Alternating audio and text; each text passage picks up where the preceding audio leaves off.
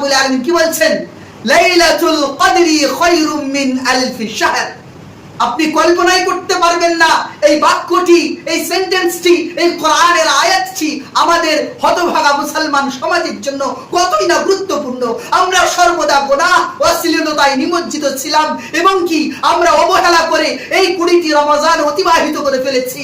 তাই আমি আমার প্রাণপ্রিয় মুসলমান সমাজকে আহ্বান করে বলি, হে আমার যুব সমাজ, হে আমার মুসলমান ভাইরা, আসুন প্রতিজ্ঞা করুন এই গুরুত্বপূর্ণ রাতে আমরা কেঁদে কেঁদে আল্লাহ রাব্বুল আলামিনকে রাজি করিয়ে দেব ইনশাআল্লাহ। কি বলেন তিনি?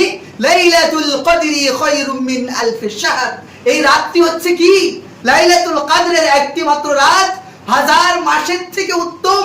লাইলাতুল কদর is a better than 1000 month. লাইলাতুল কদরের একটি রাত 1000 মাসের থেকে উত্তম। ভেবে দেখুন, একটি মাত্র রাত হচ্ছে কি 1000 মাসের থেকে উত্তম।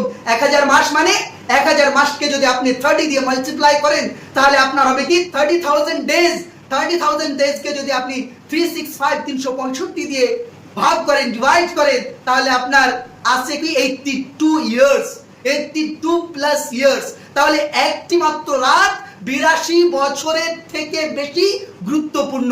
আমরা যদি একটি রাতে আল্লাহ রাব্বুল আলামিনের দরবারে কাঁদি, আল্লাহ রাব্বুল আলামিনের দরবারে নিজের গুনাহগুলিকে উপস্থাপন করি এবং লজ্জিত হই, আমাদের সমস্ত অশ্লীলতাকে তার সামনে উপস্থাপন করে তার কাছে ক্ষমা চাই, ইনশাআল্লাহ তিনি আমাদের ক্ষমা করে দেবেন। আর এটাই হবে আমাদের রমজানের প্রকৃত পক্ষে পাওনা, এটাই হবে আমাদের রমজানের প্রকৃত পক্ষে হক।